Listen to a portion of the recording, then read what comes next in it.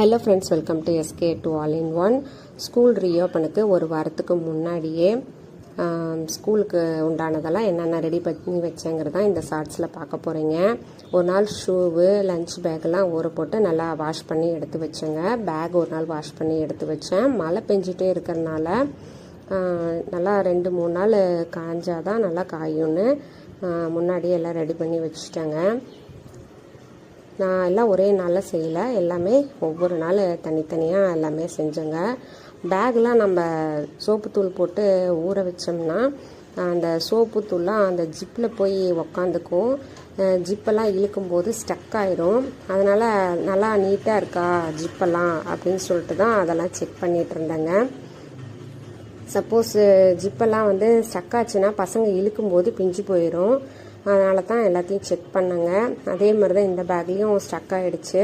நான் என்ன பண்ணுவேன்னா, தேங்காய் எண்ணெய் விட்டுட்டு எல்லா பக்கமும் ஃபுல்லாக அந்த லைன் ஃபுல்லாக தேங்காய் எண்ணெயெலாம் விட்டுட்டு இழுத்தோம்னா நம்மளுக்கு ஈஸியாக ஸ்மூத்தாக வந்துடுங்க.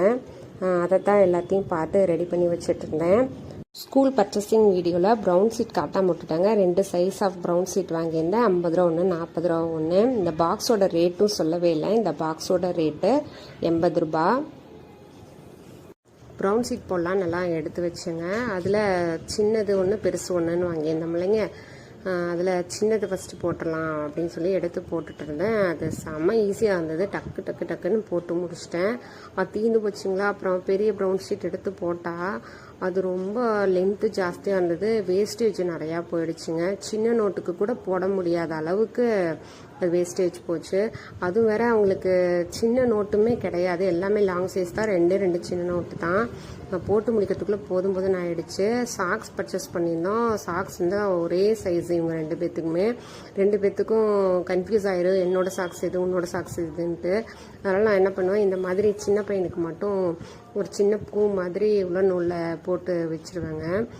அப்போ ஈஸியாக இருக்கும். 2 பேரும் சூஸ் பண்ணி எடுத்துப்பாங்க யார் யாரோடதுன்னு, பிரச்சனை வராது. என்னோட சின்ன பையனும் ஷூக்கெல்லாம் லேஸ் கட்டிக்கிட்டு ஹெல்ப் பண்ணிட்டு இருந்தாரு. நீங்களும் ஸ்கூலுக்கு ரெடியாக இருப்பீங்கன்னு நினைக்கிறேன். தேங்க்யூ.